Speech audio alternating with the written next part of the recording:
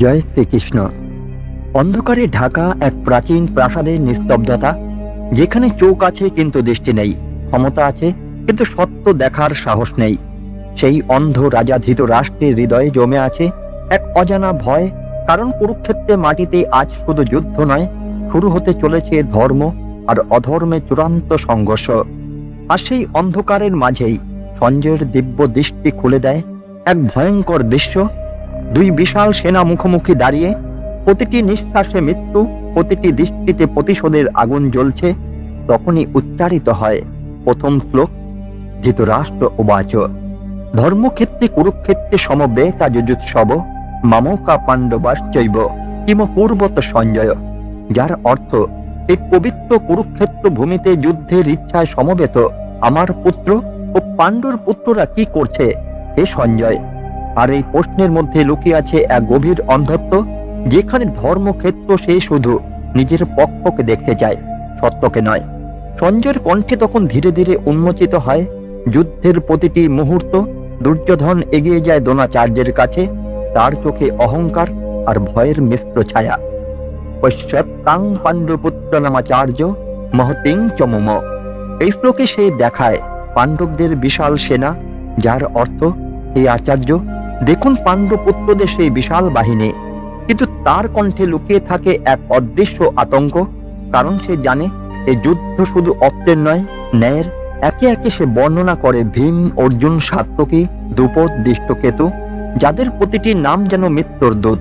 আর তারপর সে নিজের পক্ষে শক্তির কথাও বলে, কিন্তু তার আত্মবিশ্বাসে ফাটল স্পষ্ট হয়ে ওঠে, কারণ ধর্মের সামনে অধর্মের শক্তি কখনোই সম্পূর্ণ নয়। যুদ্ধের প্রস্তুতি তুঙ্গে ওঠে, শঙ্খ ধ্বনিতে কেঁপে ওঠে আকাশ। পাঞ্চজন্যং ঋষিকেশ দেবদত্তং ধনঞ্জয়। শ্রীকৃষ্ণ বাজান পাঞ্চজন্য শঙ্খ, অর্জুন বাজান দেবদত্ত। এই শব্দ শুধু যুদ্ধের আহ্বান নয়, এটি আত্মার জাগরণের ডাক। আর সেই শব্দে কেঁপে ওঠে ধৃতরাষ্ট্রের পুত্রদের হৃদয়, কারণ তারা অনুভব করতে শুরু করে এক অদৃশ্য পরাজয়ের ছায়া। কিন্তু ঠিক তখন গল্পের মোড় ঘুরে যায়। অর্জুন, সেই মহাবীর যোদ্ধা যার নামেই শত্রুরা কাঁপে, হঠাৎ তার ভেতরে জন্ম নেয় এক অজানা দুর্বলতা। সে বলে, সেন রূপ মধ্য রথং স্থাপয় মেহচ্যুত। হে অচ্যুত, আমার রথকে দুই সেনার মাঝে স্থাপন করুন। এবং যখন তার দৃষ্টি পড়ে নিজের আত্মীয়, গুরু, বন্ধুদের উপর, তখন তার ভেতরে ভেঙে পড়ে সমস্ত শক্তি। দৃষ্টমং স্বজনং কৃষ্ণ যুজুৎসং সমপস্থিতম।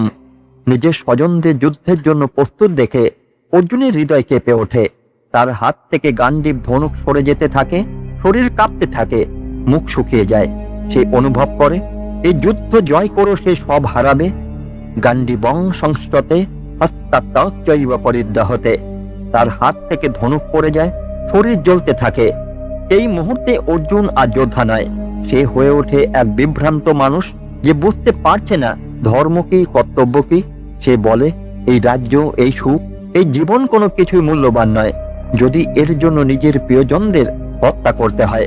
তার কণ্ঠে ভেসে ওঠে এক গভীর বেদনা, যেখানে জয়ের চেয়ে পরাজয় শ্রেয় মনে হয়। সে যুক্তি দেয়, ধর্মের কথা বলে, পাপের ভয় দেখায়, কিন্তু আসলে সে পালাতে চায় নিজের কর্তব্য থেকে। তার চোখে তখন শুধু সম্পর্ক, ভালোবাসা আর ক্ষতির ভয়, আর সেই ভয়ই তাকে দুর্বল করে তোলে। অবশেষে সে বসে পড়ে রথে, যুদ্ধের ইচ্ছা হারিয়ে ফেলে। ন যতস্য ইতি গোবিন্দ মুক্তা তৃষ্ণিম বভূবহ। সে ঘোষণা করে সে যুদ্ধ করবে না এবং নীরব হয়ে যায়। এই নীরবতা শুধু একজন যোদ্ধার পরাজয় নয়, এটি প্রতিটি মানুষের জীবনের সেই মুহূর্ত যখন আমরা আমাদের কর্তব্যের সামনে দাঁড়িয়ে ভেঙে পড়ি, যখন সম্পর্ক, আবেগ আর ভয়ের চাপে আমরা সত্যকে ভুলে যাই। আর এই অন্ধকার মুহূর্তে শুরু হয় গীতার আসল শিক্ষা, যেখানে শ্রীকৃষ্ণ ধীরে ধীরে ভেঙে দেবেন অর্জুনের সমস্ত ভ্রান্তি এবং তাকে দেখাবেন আত্মা সেই অমর সত্য যা মৃত্যুকে অতিক্রম করে। অর্জুনের সেই নীরবতা কুরুক্ষেত্রের গর্জনের মাঝেও এক ভয়ঙ্কর শূন্যতার মতো ছড়িয়ে পড়ে, যেন সময় নিজেই থেমে গেছে তার সিদ্ধান্তের অপেক্ষায়। তার দৃষ্টি স্থির হয়ে থাকে ভীষ্ম, দ্রোণ, কৃপাচার্য আর নিজের ভাইদের মুখের ওপর, যাদের প্রতি শ্রদ্ধা, ভালোবাসা আর স্থিতি তার হৃদয়ে ভারী করে তুলছে। তখনই তার কণ্ঠে ধীরে ধীরে ভেসে ওঠে আরো গভীর বেদনার কথা। ন কাঙ্ক্ষে বিজয়ং কৃষ্ণ ন চ রাজ্যং সুখানি চ। আমি জয় চাই না, রাজ্য চাই না, সুখও চাই না। এই শ্লোকের অর্থের ভেতরে লুকিয়ে আছে এক তীব্র মানসিক ভাঙন, যেখানে একজন যোদ্ধা নিজের লক্ষ্যকেই প্রশ্ন করতে শুরু করে। কারণ সে বুঝতে পারছে যে জয়ের জন্য এতদিন লড়েছে, সেই জয়ই আজ তার সবচেয়ে বড় অভিশাপ হয়ে উঠতে চলেছে। তার চোখে তখন ভবিষ্যতের এক অন্ধকার ছবি ভেসে ওঠে, যেখানে রক্তের ওপর দাঁড়িয়ে থাকবে তার রাজ্য, আর সেই রাজ্যে থাকবে না কোনো প্রিয় মুখ, থাকবে না কোনো আনন্দ। সে অনুভব করে এই যুদ্ধ শুধু শরীরের নয়, এটি আত্মার বিনাশ ডেকে আনবে। এতান্ন হন্তুমিচ্ছামি নতোপি মধুসূদন। আমি এদের হত্যা করতে চাই না, যদিও এরা আমাকে হত্যা করলেও এই চোখের ভেতরে তার আত্মসমর্পণ কষ্ট হয়ে ওঠে, যেখানে সে নিজের কর্তব্যকে ছেড়ে দিয়ে আবেগের কাছে হার মানতে শুরু করে। তার যুক্তি আরো গভীর হয়। সে বলে এই গুরুজনদের হত্যা করে যে সম্পদ, যে রাজ্য পাওয়া যাবে, তা আসলে বিষের মতো। কারণ সেই সম্পদে থাকবে পাপের গন্ধ, অনুতাপের ছায়া। তার মনের ভেতরে তখন শুরু হয় এক ভয়ঙ্কর দ্বন্দ্ব, ধর্ম বনাম সম্পর্ক, কর্তব্য বনাম করুণা। আর সেই দ্বন্দ্বই তাকে ধীরে ধীরে দুর্বল করে দেয়। গুরু ন হত্যা হি মহানুভাবানস্তেয় ভক্তং ভৈক্যমপি হি লোকে। এই মহান গুরুজনদের হত্যা না করে ভিক্ষা করে খাওয়াই ভালো। এই কথার মধ্যে লুকিয়ে আছে এক গভীর ভ্রান্তি।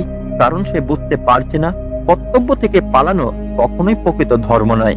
কিন্তু তখন তার দৃষ্টি এতটাই আবেগে আচ্ছন্ন যে সে সত্যকে দেখতে পাচ্ছে না।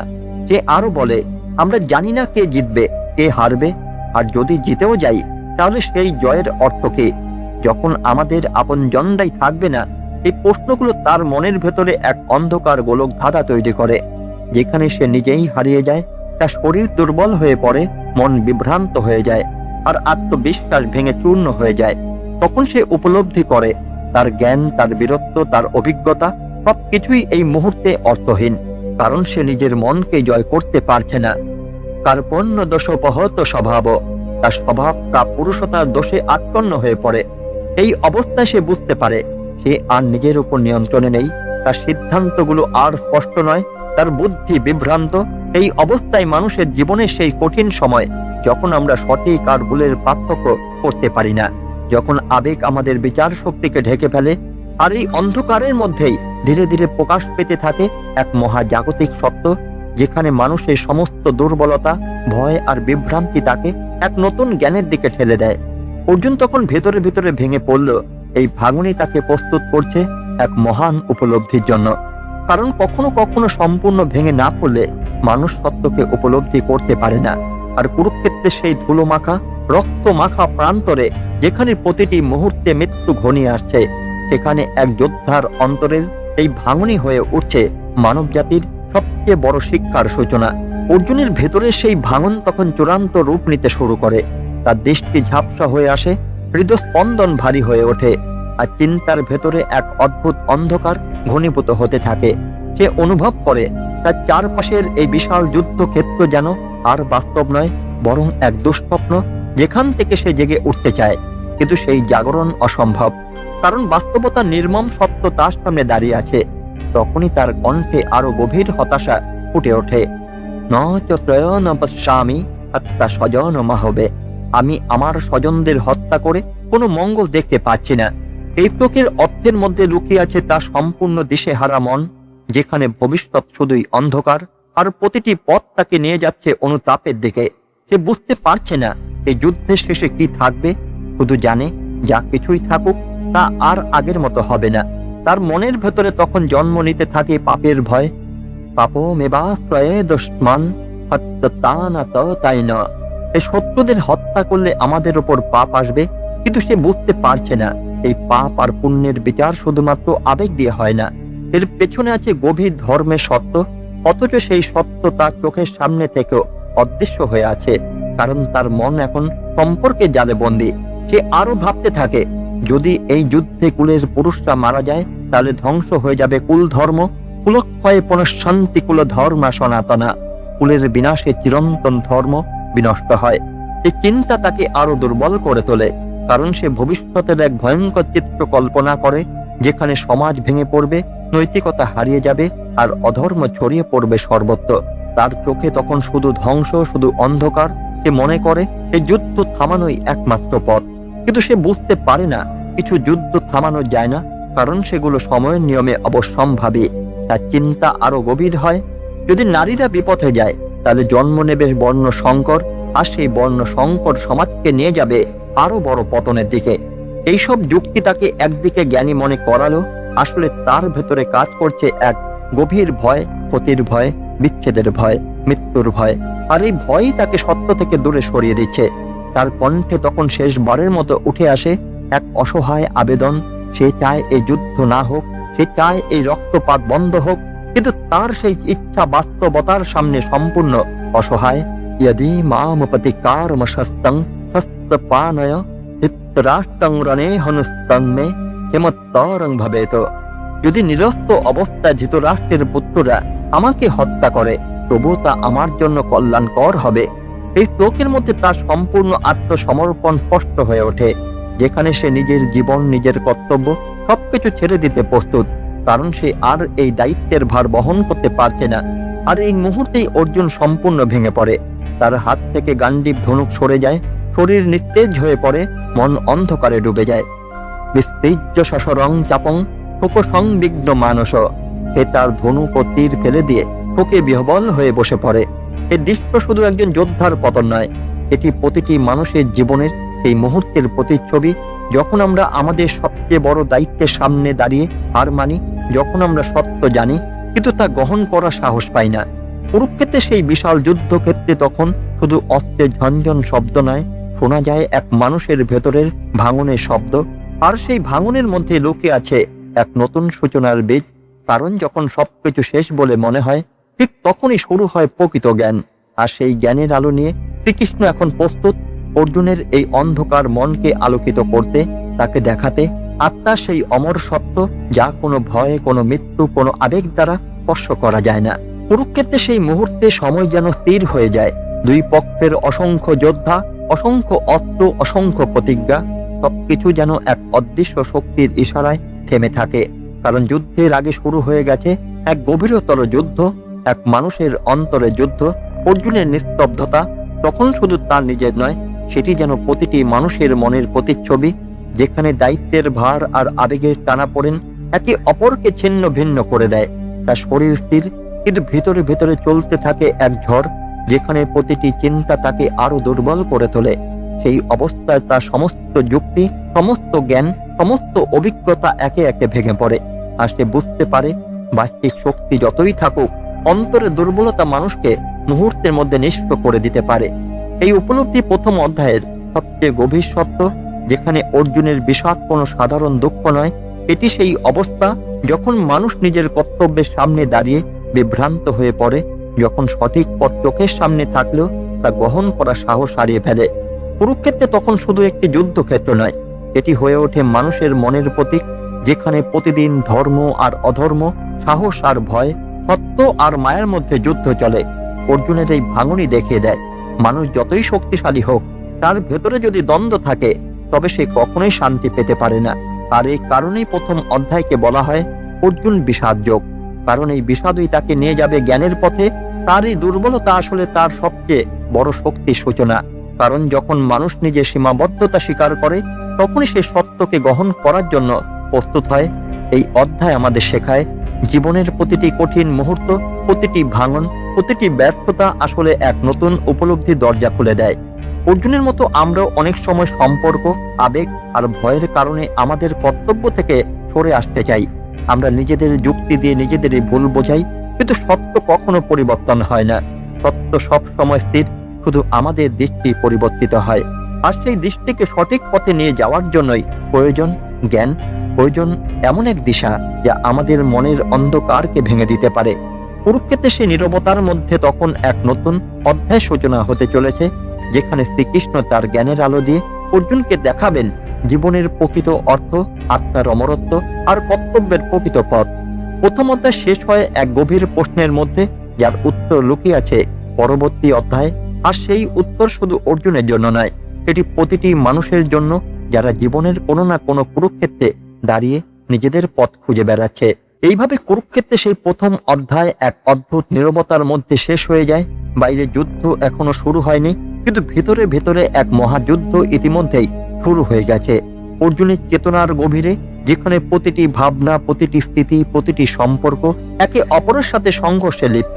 তার সেই বসে পড়া, তার সেই অস্ত্র ফেলে দেওয়া, এটি শুধুমাত্র এক যোদ্ধা দুর্বলতা নয়, এটি মানব জীবনের এক চিরন্তন বাস্তবতা, যেখানে মানুষ প্রায় নিজের কর্তব্যের সামনে দাঁড়িয়ে দ্বিধাগ্রস্ত হয়ে পড়ে।